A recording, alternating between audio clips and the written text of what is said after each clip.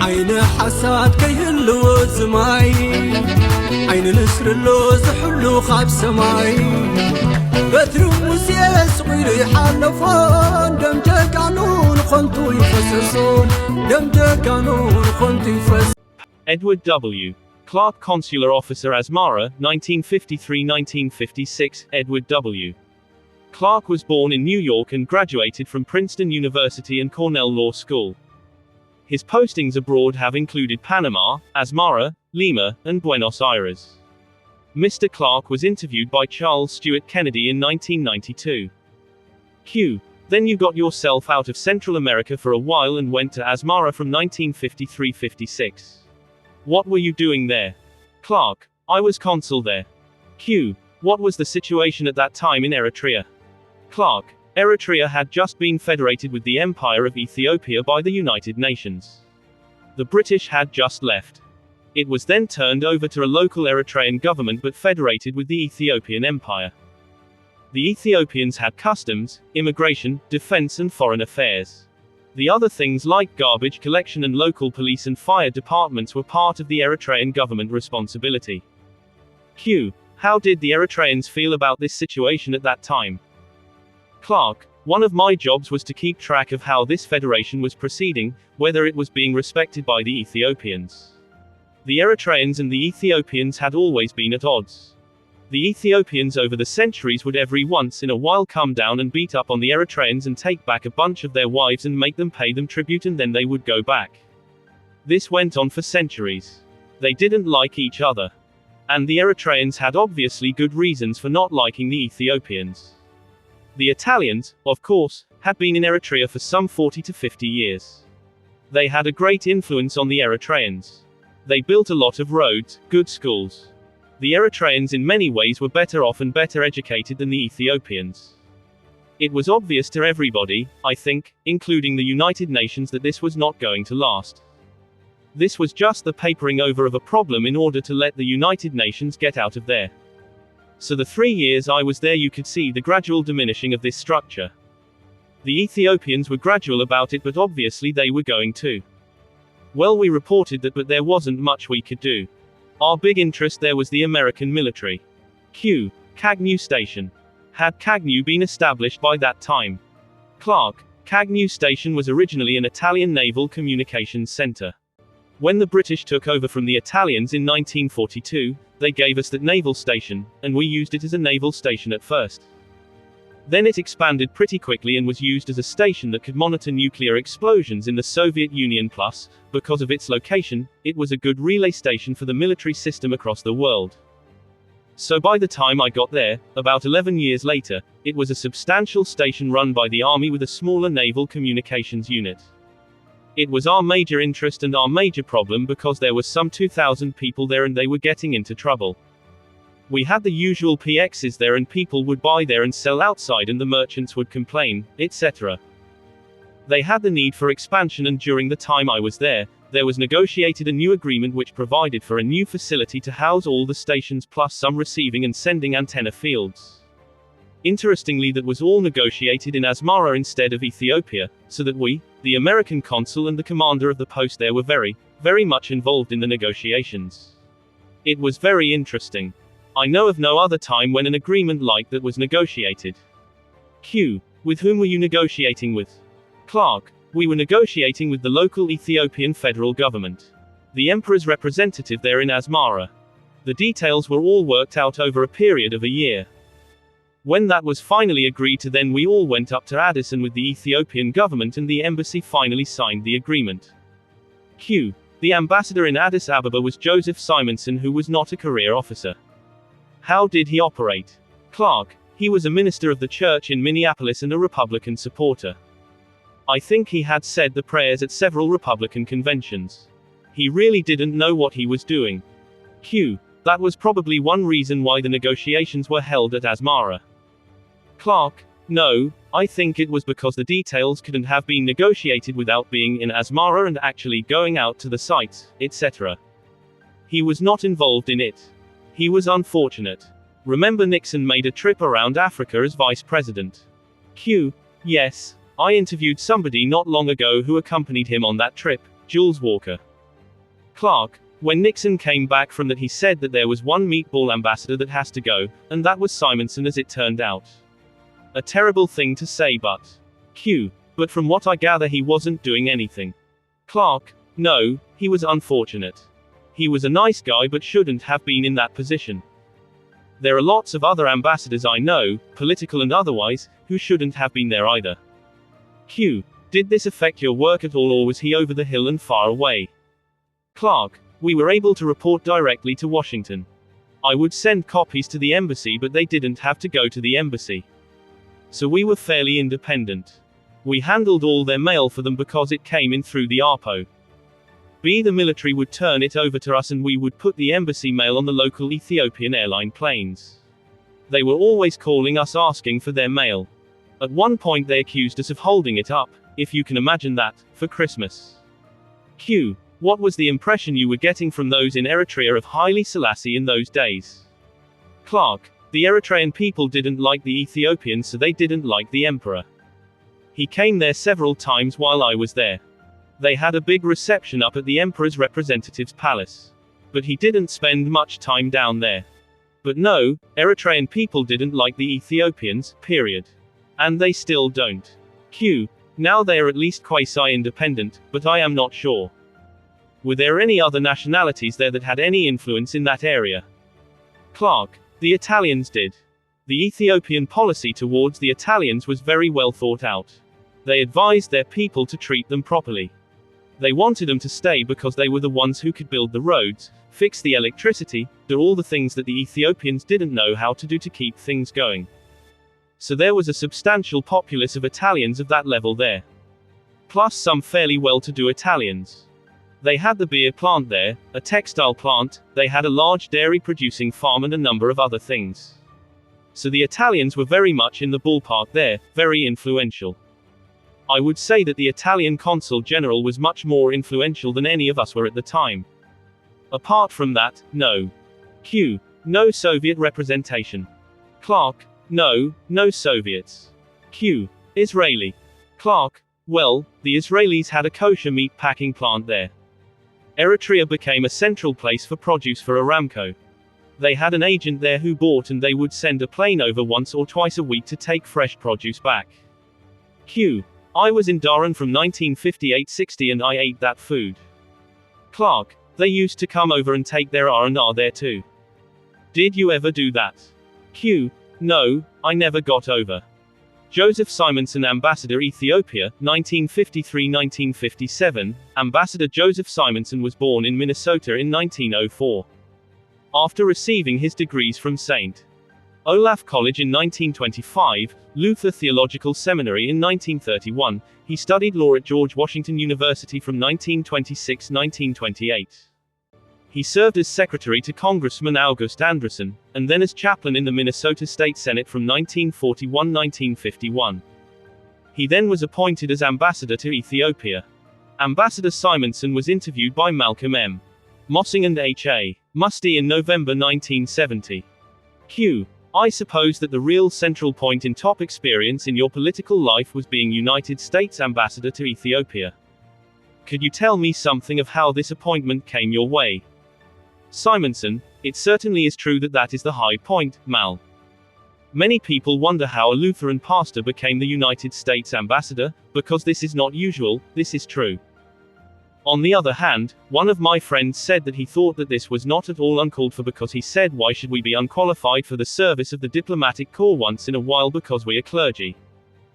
We are part of the citizenship, too, and I think it is perfectly right that once in a while a pastor does serve as a United States ambassador, and with my political interests at any rate, no one was too surprised at it, I suppose, though it is a choice appointment, naturally, and one that is sought tremendously. There are not too many ambassadors, even though there have been a great many new nations carved out of the continent of Africa these last years. Yet, there are not too many ambassadors, and therefore for a pastor to be appointed United States ambassador was not entirely an expected event. There were two people, I suppose, we should single out, particularly, who were responsible and helpful. You see, being the top Republican office holder in Minnesota in a Republican national administration, Senator Thigh was in a key position, as far as patronage positions were concerned and appointments politically in Minnesota. Senator Thigh and Congressman Anderson were still in Congress and active politically. Those two were really my chief supports and the chief instigators, Senator Thigh and Congressman Anderson. As a matter of fact, we were planning on this appointment 4 years earlier than it came because you may remember 4 years before this particular election, everybody expected Mr. Dewey to be elected president. And the election year that year, Senator Thigh, Congressman Anderson and I were together on that election day and we were all talking about who was going to do what the next day, because of course, Tom was going to be elected president. So Congressman Anderson was going to get a hold of this one and he said, if I don't get a hold of this one then I will do something else. Well, the next morning none of us had anything to do but we waited for 4 years and the opportunity came and we were really ready for it. We had 4 years of practice. I was then with the National Lutheran Council and, thinking back upon it now, I suppose it would have been more difficult if not even impossible to receive the appointment had I been yet still a parish pastor. It would have been difficult for them to justify it, for the President and the Secretary of State to justify it. But I occupied one unique position, then, among the pastors of the country. I was Public Relations Director of the National Council, I was the only one. So they could logically do this without any jealousies, without any conflicts in other people thinking that they should have had the appointment rather than myself. Although, I lived in New York, at the time, and lived and worked there, the appointment was a Minnesota appointment because I had really not relinquished it in a sense. Although I had voted, of course, in New York for General Eisenhower for presidential candidate that year. When the announcement first came in the newspaper of the rumors printed in the paper a long time before it happened, Senator Thigh said he got a very irate call from a senator from New York one time saying, how in the world somebody from New York got appointment of the United States ambassador to Ethiopia, he didn't even know the man. So Senator Thigh said, settle down, don't get worried. You are not going to be charged with the appointment in New York. It is going to be a Minnesota appointment, so don't get worried about it at all. You are not going to lose an appointment. They were afraid, you see, that they were losing a New York appointment to an outsider, as it were. Which was not true at all. Even though we actually did live in New York, it was a Minnesota appointment. My commission reads, Joseph Simonson of Minnesota, for example. Others than Senator Thigh and Congressman Anderson who were important, too, in the appointment and seeing to it being brought about was Gabriel Hogg, who at the time had become the economic advisor to President Eisenhower, even a speech writer for him before. He was a friend of mine for some years before, a graduate of Concordia Lutheran College at Moorhead, Minnesota. Then Senator Wiley of Wisconsin, who was then chairman of the Foreign Relations Committee and I had gotten to know him somewhat before, recommended me. The president of our church, President Arskal, was very instrumental and even more interested than I thought he would ever become. He was urgent about this appointment coming my way. Walter Judd was interested and in on it, also. Of course, John Foster Dulles, as Secretary of State, made the official recommendation to the President. That is sort of the chronology of the events, shall we say. Q. I am curious that the appointment came specifically to Ethiopia rather than some other country.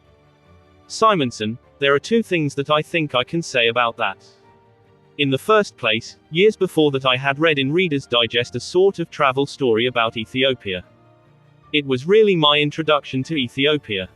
I really didn't know much about it before and a lot of people don't even know much about Ethiopia yet today.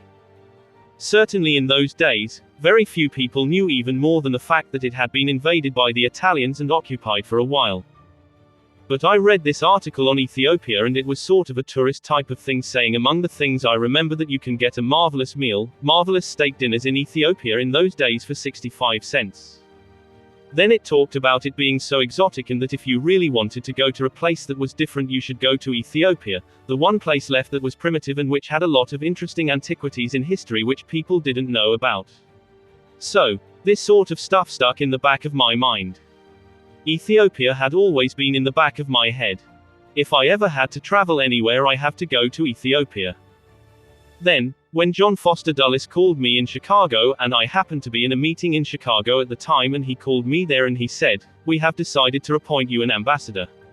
Where would you be willing to go? I said, I had thought about it too, and I will give you 4 places, Mr. Dulles. I will accept appointment to Norway, Denmark, Union of South Africa or Ethiopia.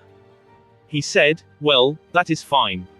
I am glad to know that those are the 4 and we will be in touch with you later on, but we have made up our minds that you will be appointed ambassador. I don't see any reason why it couldn't be one of those places you mentioned.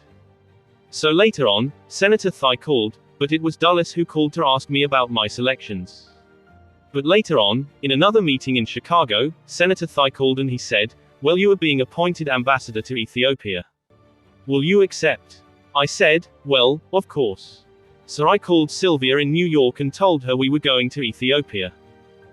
I immediately hurried from my meeting over to the Chicago library and got some books on Ethiopia and started reading up on the country and people, but not as much as I had wanted to do, of course, and so we went to Ethiopia for those 2 reasons, shall we say, in a way.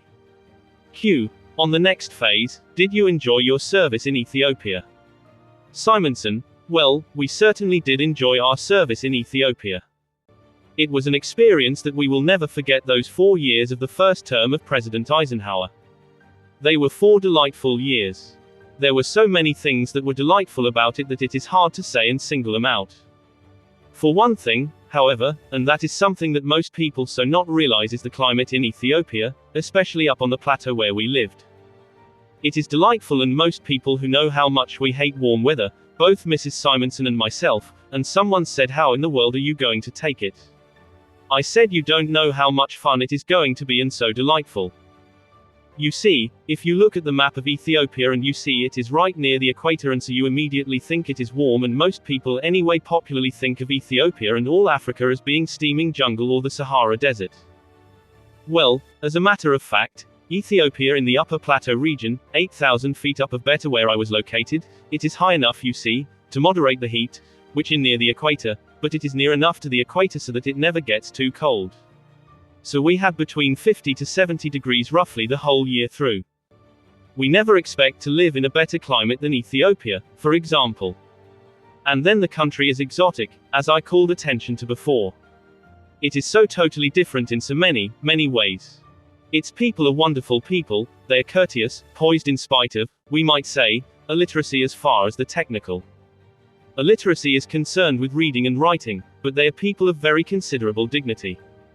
We enjoyed, of course, the relationship with them, and we did get to know a great many of them. We enjoyed the relationships with the church, for example, and having been a pastor, this was of a special interest to me.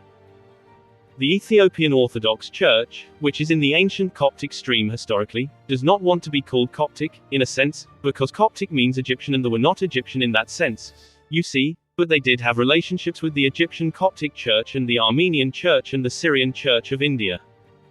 Those 4 were closer to each other than any others, although from the very beginning, the Ethiopian Orthodox Church has been a member of the World Council of Churches from its constituting convention in Amsterdam and has continued that membership. When we first came, however, they were a little bit suspicious of us, and as a matter of fact, the foreign minister, when he was here in the United States negotiating the military aid agreement which we had with the country of Ethiopia, John Foster Dulles told me this the last briefing I had with him before we left for Ethiopia for the first time, that at one time Akilu, the foreign minister then, had asked Mr. Dulles, what was the United States sending to Ethiopia? Are they sending an ambassador or are they sending a missionary? Because the Ethiopia Orthodox Church is a state church. It is a little bit jealous of its position and of its status there, and they were a little afraid maybe we were undermining that and that I was coming as ambassador, all right enough, but under the guise of also trying to subvert, shall we say, almost, the Ethiopian church. So when we first came, they were suspicious, actually, and when we attended their services they wondered if we came just to sort of spy. But it didn't take very long before we established a sincere relationship, and some of the finest associations we had were with the top-ranking Ethiopian clergy. It's an old church, of course, from the 3rd century, and it is an interesting church. It's an historic church. It does many things differently than we do. That's true enough, and yet we always did enjoy going to their services, as we enjoyed having intimate visits with some of their bishops and other clergy, the archbishop, for example. This was rather an interesting thing. Nobody expected this, I suppose. It must not have been expected, because one of the protocol people whom I was supposed to call on immediately was the archbishop of the church, Archbishop Basileos. The weekly paper recorded my visit, and it said the ambassador to Ethiopia from the United States of America and His Eminence, the Archbishop Basileos, engaged a congenial conversation for 46 minutes. Apparently, we were not expected to have a congenial conversation because we were supposed to be suspect, but we were very friendly toward the end, and they enjoyed our relationship and the help that we were able to give to them and the mediation which, in a sense, we were able to relate between our own missionaries who were there. They do have missionary societies in Ethiopia, particularly among the Muslims, because many people were Muslims. Not all belong to the Ethiopian Orthodox Church, even though it is the state church. It has its great history, though, and many festivities and holidays that were interesting to us. We could go on and on about the Ethiopian church. One rather humorous incident: one of the congressional committees that was there on a Sunday, and one of the members asked if he could be taken to one of the Ethiopian churches. He said he would like to go to a typical Ethiopian church while he was here. Would you be willing to take me? I said, certainly, I will take you to the emperor's personal church, in that sense, although he had a chapel on his own grounds, but this is the church in which he will be buried, for example. His crypt is really there now, and his wife, who had died, is buried there now, and his other children who have died, who preceded him in death, are buried there in the crypt of his church. In his church, which is a very large church, a beautiful church. It has a mural, for example, of the emperor giving his speech to the League of Nations, the great famed speech when he said, "God and history will judge what you do here today." And then riding in on his white horse after the occupation was over and the English had driven out the Italians, and there was some other governmental picture, too, and one of the congressmen mentioned this to me, and he said that it was clear there was no separation of church and state here. Q. We would like to know something about the life and the economy of the people of Ethiopia. Simonson. Well, the people of Ethiopia for one thing, and that is another thing that we have to disabuse many Americans of. They are not Negro, for example, except for one tribe. They are Semitic in background as far as their racial stock is concerned. Their life, therefore, is governed in a great many ways by that fact. They are an agricultural economy, most of the people having their living from farming. It is not large-scale farming, shall we say, in most cases sharecropping. Many nobles own a great deal of land, and they have farmers on it who grow many things that we grow here, except corn, for example, in some of the regions cannot be grown. Then they have some things different that we don't grow here, like teff, which is the ingredient for the bread they use. They grow other things like we do, grains and cereals, and feed themselves, clothe themselves. The climate being what it is, the shelter does not have to be very adequate, you see, it is nice enough for that. Coffee and hides are the chief exports. It is estimated that there are 25 million people in Ethiopia, although there has never been a census conducted, so it cannot be certain, of course. Its government is monarchical, His Imperial Majesty is supreme ruler, no doubt about it, but a very benevolent monarch, one of the finest men that we have ever had to deal with, intelligent, knowledgeable about all the things in the world. There are many tribes, and these tribes have different languages, and therefore it is an empire, and that is why he is called an emperor. Now that isn't just a fanciful title for him, but it really is an empire because it consists of a confederation of tribes which were brought together by Menelik II, who immediately preceded Haile Selassie I as the last great emperor before the present emperor, who has incidentally reigned for a great many years. It is an ancient land, it is rugged, mountainous terrain in the Horn of East Africa. Amharic is the official language. It is the source of the Blue Nile, incidentally, a lot of people do not realize. The Nile, the White Nile and the Blue Nile meet at Khartoum, and the Blue Nile carries most of the water of the Nile, and that originates in Ethiopia. 80% of the water of the Nile at Cairo comes from Ethiopia, the White Nile supplying the rest of it. The Axum obelisks and the Lalibela churches are the two great antiquities of Ethiopia, for example, which people ought to visit when they come there. The Axum obelisks precede the time of Christ, too, and the Lalibela churches are from about the 13th century. The people live almost zestfully in this sense that they are happy. We may look upon their living standards as very low compared to ours, but on the other hand, there is no malnutrition. They are not undernourished, and while their status is low, compared to ours, for them it is rather satisfying. Q. Here are 2 points. 1. There seems to be a misunderstanding, and 2. Even more than that, I suppose a lack of understanding about the work of an ambassador. Could you tell me what an ambassador does in a foreign country? Simonson. Yes, you are right in saying that there is a lot of misunderstanding, from some people thinking that this is an unnecessary ornament, and just a decoration, to those who have a feeling that it really is important. Now diplomacy has become more and more important, it seems to me, and like Senator Thai once said, probably diplomacy is the last and most effective line of defense we will have, after all. I usually define the work of an ambassador into 4 categories of essential work. This would be true in practically every country, though in a developing country like Ethiopia it is a little bit more true in one case, one part of it than in another, for example. It is one reason why it proved to us to be helpful in Ethiopia, and I am glad it was Ethiopia than some of the others. Had I been in Norway or Denmark, for example, it would have been very interesting and fascinating, speaking Norwegian as I do, and knowing the history and background, but it would not have been nearly as interesting and certainly not as exotic nor as helpful, and we would have found ourselves, I think, with more time on our hands than we would have liked to have. But in Ethiopia there is a developing country and a chance to aid. Well, anyway, the 4 categories are this: first, what we might call intelligence, knowing, in other words, what this country is doing, thinking, and passing this information on to our State Department, to our President, to Congress. That, of course, is the original purpose, naturally, of diplomacy. Then a second is what we might call propaganda. We are interested in putting our best foot forward, and we do this through our embassies. There is no sense in putting your worst foot forward. If you have 2 feet you might as well put your best foot forward. So we do that in our second category. Then we have a tremendous amount of business, shall we say, to do. These are between the government of that particular country and our government. I am not talking about the investments coming in and having industry there, I am talking about the business we have with the government itself, in aid agreements, for example, in Ethiopia. But also a great deal of work is done in the United Nations, and therefore you have an opportunity there as our 2 people who represent Ethiopia and us in the United Nations confer back and forth and secure agreements on how you are going to stand on issues in the United Nations. And, incidentally, I want to pay Ethiopia this compliment. That Ethiopia has supported the United States in the United Nations on more issues than any other nation in the history of the United Nations. Q. What was the nature and size of the staff with which you worked in the embassy in Ethiopia? Simonson, in the Chancery, which is the official name of the office of an embassy, there were 24 Americans and 42 locals.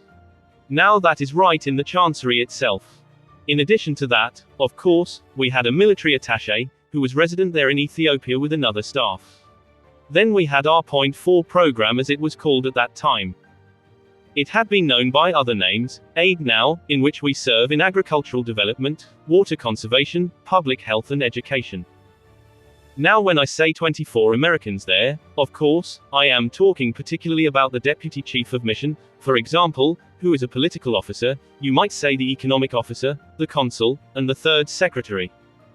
Then we have our CIA, Central Intelligence Agency, the Administration Office and the General Services Office. In the residence we had our driver, house servants and the gardeners.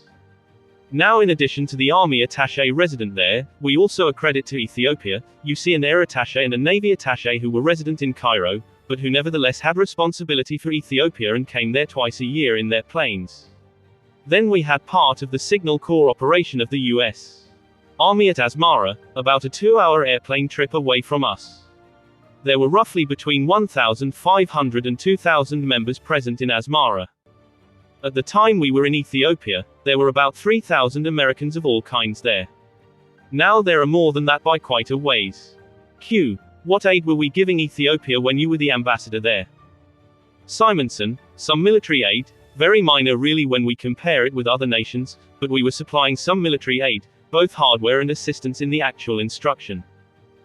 Then our other aid was mainly agricultural, because our conviction is, of course, that Ethiopia is an agricultural country, it is never going to be a heavy industrial country, but it can become a great breadbasket of the Middle East, really. So we were interested in the improvement of their crops, other methods, other livestock and other schools of agriculture, and we developed 2 schools of agriculture during the period that I served as ambassador. We were interested in improving their education facilities. They are fantastically interested in education, and even yet they do not have the opportunity for all of the people who would like to go to school because they do not have the facilities and the teachers. Then we are interested in their public health, both preventative and otherwise. So there was a great deal of translating of public health printed material and much other aid in public health methods and facilities and personnel. Water conservation is a very important element in Ethiopia. There is a rainy season and a dry season, and during the dry season there is a great need for water. If the water in the rainy season can be conserved, then it would be great help, but that is one of the problems, to conserve sufficiently the water in the rainy season when it rained very, very heavily, but it would always run off unless reservoirs and dams and other methods were made to keep it. In other words, you might say in general that we were there to help them help themselves. Q. You must have had some experiences that stand out above others. Would you tell us about some of the memorable events and incidents that occurred in those 4 years in Ethiopia? Simonson. Well, His Imperial Majesty's trip to the United States in 1954 was probably the most memorable experience that I had during the 4 years. When one is provided the opportunity to very quickly and very intimately become acquainted with the emperor, more probably than some other ambassadors, so much so that at a reception one time I was relating to one of the other ambassadors, having been down to see the foreign minister about the trip that day, and the other day I had been down to see His Imperial Majesty himself about the trip and everything, he said, "What are you doing, sleeping down at the palace these days?" It almost amounted to that, because to arrange for his trip, no one realizes the fantastic detail that has to be gone into for a head of state's official visit to another country, such as this one was. It was so interesting to have him here, of course, and we could relate so many incidents about that, too, but we will forego it. It was such an interesting trip which he enjoyed. It was his first time here in 1954. He wanted to come here before, but he had not received an official invitation, and a head of state has to have an official invitation from the head of state of that country in order to come to that country. Then the second thing was the 25th anniversary of his coronation in 1955. That again was a memorable experience. He had served as a regent before, but it was 25 years as an emperor. He is 77 years old now, and for all practical purposes has ruled Ethiopia for 50 years, which is a pretty durable sort of a reign. I don't think there are many others who can claim it, and therefore you will notice now, for example, in the de Gaulle funeral and in other cases like that where heads of states from around the world are gathered, it is always number 1, Emperor Haile Selassie. He is number 1 always, because he is the longest reigning head of state in the world. Then of course, we had foreign visitors there, our own VIPs, Marshal Tito, General de Gaulle. He was not president of France at that time, he was out of power, but nevertheless he was an interesting person to have, Bernard of the Netherlands, an Earl and Lady Mountbatten, and then our own vice president at that time, President Nixon now. There was an international trade fair during the coronation anniversary, which was interesting, too. You want to remember, also, that it was a memorable thing that you yourself, Mal, visited with our daughter and her husband, your brother, so we don't want to forget that those 10 days which you spent there were memorable for us, and I hope for you, too. Q. It was certainly the most memorable 10 days I spent ever. I was just thinking here that we have not mentioned one thing that came up early in the interview. We have talked a good deal about preaching and politics, but we have sort of forgotten about the poultry. Now where, when and in what ways has this been a part of your life? Simonson. Yes, poultry hasn't been as large a part, I suppose, as preaching and politics, but as a boy I suppose it was. I was born and raised on a farm, as we have indicated before, and there the poultry was my particular assignment. That is, no one else bothered about that, that was my area. I fed, I kept accounts, I sold, I did everything with reference to poultry on the farm, that was my domain. I did do some unusual things with it. I remember I went into the fancy end of it. I wouldn't say I was raising some ordinary chickens, you see. I remember buying a hen one time from Vineyards whole, mass. That came almost famished when she came, but we revived her. I paid $25 for the hen, but this was really warranted when the next year I was able to sell hatching eggs from this hen for $1 a piece, and then later on as I went into show business with some of these chickens. I sold a rooster one time, and that was in a little town of Lanesborough where that Fillmore County Poultry Show was being held, for $50. So my farming at that time was not without some profit, and then, of course in Ethiopia we did have some chickens there for a period of time because of the eggs being small there and bitter and unreliable, and so we got our own day-old chicks from Nairobi and raised them. Since that we haven't done too much with poultry, we may get back into it again, you can't tell sometime because I still like chickens very, very much. W. Haven North Project Development Officer Ethiopia, 1953-1957, W. Haven North was born on August 17, 1926 in Summit, New Jersey. He served in the U.S. Army in II before returning to Wesleyan University, where he received his BA in 1949. His career has included positions in Ethiopia, Nigeria, Ghana, and Nepal. He was interviewed by Charles Stewart Kennedy on February 8, 1993. North. The first OSU mission to Ethiopia was around 1950, the project agreement was signed in 1951, and the first people began to arrive in 1952. I arrived in March 1953.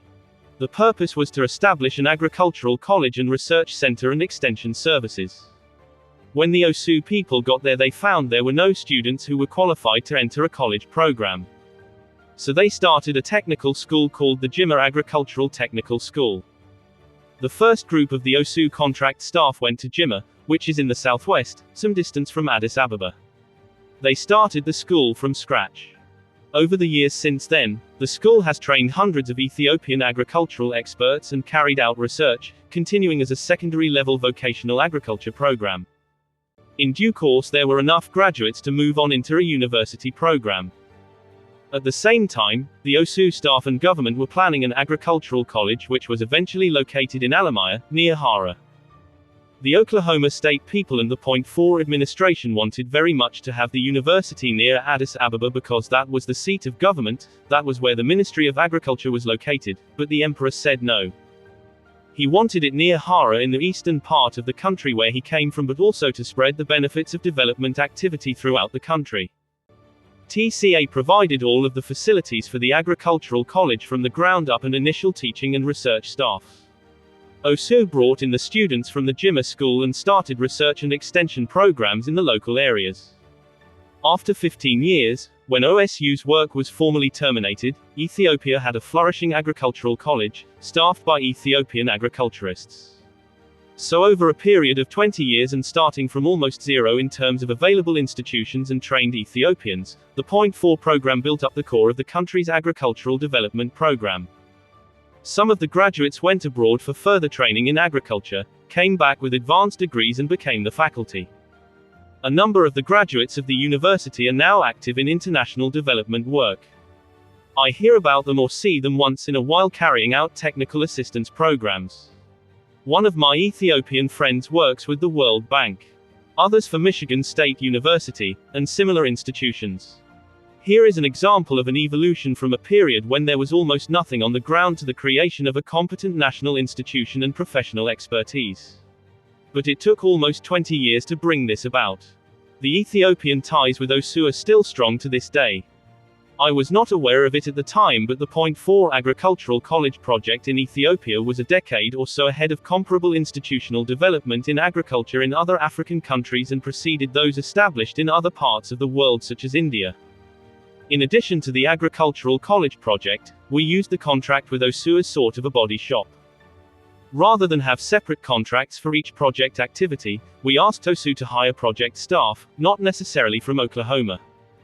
I think this probably was a mistake. The OSU contract staff was larger than the mission, but it was convenient. I learned from that experience not to put all of one's eggs in the same basket. Q. Also, you had a ruler, who probably more than anybody else in Africa, felt that education was the key, didn't he? North. He put a high priority on education. For example, he retained the position of Minister of Education for himself, leaving the day-to-day operations to a vice minister. While there is much about his venality and autocratic leadership that one finds troubling, one of the monuments of his time will be his determination to introduce modern education to the country. A priority that experienced severe setbacks during the Italian occupation and subsequently during the period of brutal leadership following the coup in 1974. Q. What were you mainly doing? North. My position was, I was a relatively junior person at that time, in the program office helping to design the program and projects, prepare the budget justifications, and negotiate project agreements. But I also had an interesting sideline because the Point 4 official, Dr. William Wrinkle, who was heading the education program, asked me to work with him as a research assistant. So I spent a good deal of time working with the Ministry of Education on various projects related to improvements in Ethiopian education. One of my assignments was helping the Ethiopian personnel officer in the Ethiopian Ministry of Education develop a salary schedule for the teachers throughout the country. There was no structured salary system. Teachers were not getting paid or paid on time. And they were leaving teaching faster than new teachers could be trained. So I was helping to introduce some of the concepts of modern, at that time, salary structures and patterns and help the ministry reform its educational system. I did one study for the ministry on why there was such a high turnover in Ethiopian teachers, trying to understand some of the issues affecting educational development. I helped develop the schedule, which was subsequently adopted by the ministry for Addis Ababa, but not without considerable difficulty.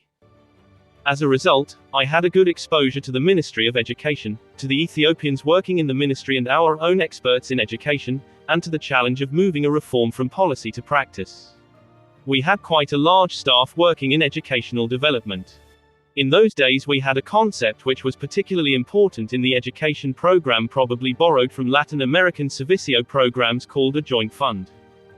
It was sort of a shadow government and administration that operated in parallel with the ministry, with a special office funded jointly by the US and Ethiopian governments for developmental services.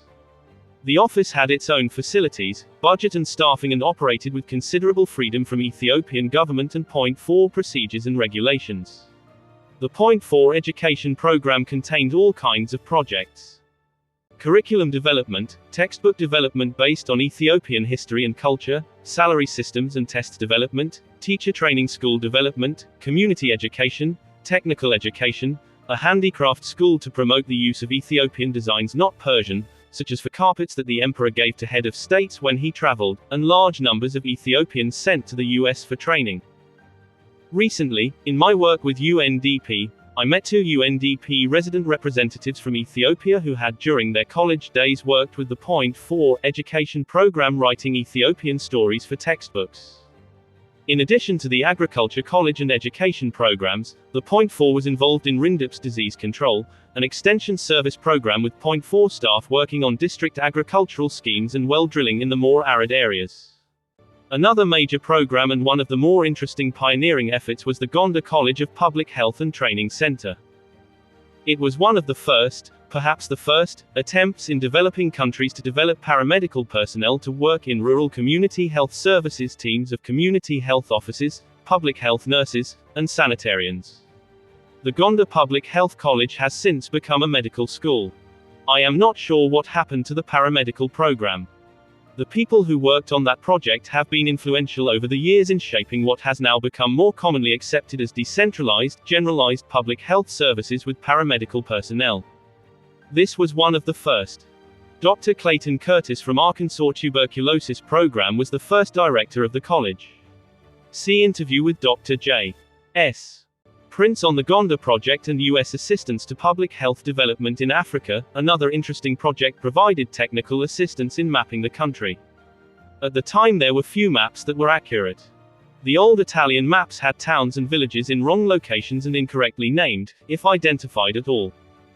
The mapping project, the Ethiopian Geography Institute purchased a helicopter, possibly from the $5 million mentioned above. One of the first in the country, to assist the geographers identify villages, farming areas, and roads, trails, and prepare official maps for development planning. The institute continues today. The emperor's concern, though probably minimal, about Eritrea's acceptance of a federated relationship led to his wish to extend development projects to Eritrea. As a consequence, the Point 4 program established a branch office in Asmara with projects for technical education, public health, and economic development planning. Other technical assistance projects were concerned with promoting private investment with assistance to the Ministry of Commerce and Industry and an elaborate survey of the Blue Nile River Basin with the U.S. Bureau of Reclamation. This latter project grew out a U.S. response to the Ethiopian concerns over the Egyptians' plans to build the Aswan Dam and Egypt's use of the waters of the Blue Nile. One of my interesting assignments before going to Ethiopia was to study the issue of riparian rights in international law as it applied to Ethiopia. All Ethiopian rivers are international. In all of these activities, my function was to assist in developing country program strategies, project designs, budget preparations, the annual presentations to Washington, monthly reports, and the preparation and negotiation of project agreements. The latter was particularly tedious as each project agreement had to be typed, no word processes in those days, with 14 carbons in duplicate with each page signed, one set with the United States government named first and one set with the Imperial Ethiopian government named first. A carryover from treaty formats, I presume. Q. This was a massive organization. How did you feel that the Americans and Ethiopians worked together? Were there big cultural problems? North. Yes and no. In general, I think we worked together quite well. At the time we were in Ethiopia, there were very few Ethiopians studying abroad and those who had were just beginning to return. Their lives were largely dictated by the emperor as to what to study and what jobs they were assigned to on their return. So for anybody with advanced education and training or status, life was very much determined by the emperor, personally. We found, in the early period, that those who had returned from overseas training were ambivalent in their feelings about the Americans resident in Ethiopia. Many of them were hard to communicate with, developing friendships was difficult. Even though they had had a Western education, they were torn between the traditional culture, the emperor's personal wishes, and the country's Byzantine political world in which they had to live and the desire to preserve their Western ties. So it took quite a while to establish close relationships, although over time we were successful in having a number of good Ethiopian friends. Similarly, relations with senior government officials and the emperor were generally very good. It is my impression that Ethiopians continue to have positive memories of the Point 4 program and their relationships with Americans despite the difficult political circumstances after the military coup in 1974 and the government's turn to the Soviets. This illustrates what I think you will find over and over again, and in other countries with US assistance programs, that the Ethiopians, who were sent abroad during that time and the Ethiopians we worked with in the country, developed a very warm relationship with Americans. The Point 4 program helped over time build up a base of positive feelings, despite all the things that have happened since the mid-70s in change of leadership and the communist push. The basic relationship is still very strong, I believe. This was a time when Ethiopia was relatively peaceful and one could travel widely in the country. It was rugged travel that required one to carry all of one's supplies of food, water, and gasoline and repair items. Often cross-country driving in areas without roads. And mostly camping. But during these trips, we became acquainted with Ethiopian life in the rural areas and the severely impoverished living conditions of the people. Our reception by the Ethiopian people in the villages was almost uniformly friendly, hospitable, and often curious about their visitors. It is a fascinating country with beautiful scenery, although the severe environmental problems of massive erosions were evident then and are worse today. At same time, Ethiopia was a very Byzantine world full of personal intrigue. One rarely knew what was going on in the government and who was in and who was out. The emperor was held in great awe, almost as a deity. When he took his evening ride about town, people would throw themselves in front of his car to stop him in order to deliver a petition. If we were on the road at the same time, we were obliged to stop and get out and bow. Once we made a mistake and stopped and bowed only to discover that it was the Dutch ambassador. He had a broad grin on his face as he passed. There is one interesting example where the Point 4 program ran up against the local culture. At the request of the Ministry of Education, a group from the Point 4 office went into the Darnakal Desert region to discuss with the local leaders the formation of local schools. The Darnakals are a rather fearsome nomadic tribe. It became clear from the outset that they strongly opposed the idea of a local school program even if it was mobile and traveled with them. They saw it as a threat by the government to make them settle down. They would have nothing to do with and made it clear that the visiting Point 4 staff should leave immediately or else. The Point 4 public health staff had a similar experience. I came to appreciate their view when I drove a truck from Djibouti across the Darnakal Desert to Addis Ababa. There was no road from Djibouti to the Assab Highway. We just followed the compass northward. During this trip we met some Darnakals wearing their large curved knives.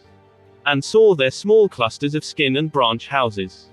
Q. In the mission you were obviously the junior officer, pretty far down the line, but did you get any feeling about relations between the embassy and the mission? North. Over the 5 years in Ethiopia, I moved up the ladder and became the program officer and probably the person with, at that time, the longest memory of what went on in the Point 4 program and our work with the Ethiopians. That sometimes was an asset and sometimes not. Over the 5 years, I became more and more involved with greater responsibilities. We had directors and deputy directors that changed, but my role, because of the continuity of experience and my advancement to be the program officer, gave me a lot of involvement across the board. Relations with the embassy from my perspective were generally satisfactory. We had, of course, a sequence of ambassadors, some professional and some not so. One ambassador who stood out in my mind was Dr. Simonson, who was a Republican from Minnesota and had been a chaplain in the state legislature. He was an interesting personality, very different from the traditional career diplomat. He frequently repeated that his interests were in preaching, politics, and poultry. He had some chickens near the residence to the delight of our 4-year-old daughter. He was very congenial, kindly to Jean and I, and well-intentioned but not very competent in embassy work. During this time, Vice President and Pat Nixon visited Ethiopia. We were told that all Americans should be at the airport to greet him, a large crowd with American flags. We also met them at a reception, a somewhat stiff affair. Subsequently, Nixon reportedly exclaimed that there were too many Americans overseas, and as president he later moved to reduce the number of official Americans abroad. Also during this visit, the ambassador was severely criticized by Nixon and the Ethiopian officialdom for the seating arrangements at the formal dinner for Nixon, a failure in protocol that upset the ranking Ethiopian ministers. However, Jean and I, as the youngest members of the official community, had a special opportunity to associate with the embassy personnel as we lived, for a while, on the embassy compound. Point 4 had constructed a duplex house in preparation for an expanded Point 4 mission, but few Point 4 staff wished to live on the embassy compound. The Chancery and the ambassador's residence and many of the houses of the principal offices were on the compound, so it was a pretty close situation. Being junior and nearby, we were invited from time to time at the last minute to formal dinner parties when an invited guest failed to show up, not an unusual situation in Ethiopia. As a consequence, we had the opportunity to meet Ethiopia's ministers and high-level visitors. Q. You left Ethiopia with a very positive feeling towards the work of Point 4. Did you decide to continue in it? North. Well, I probably stayed there. Share, like, subscribe, ምግባር አይትረስዑ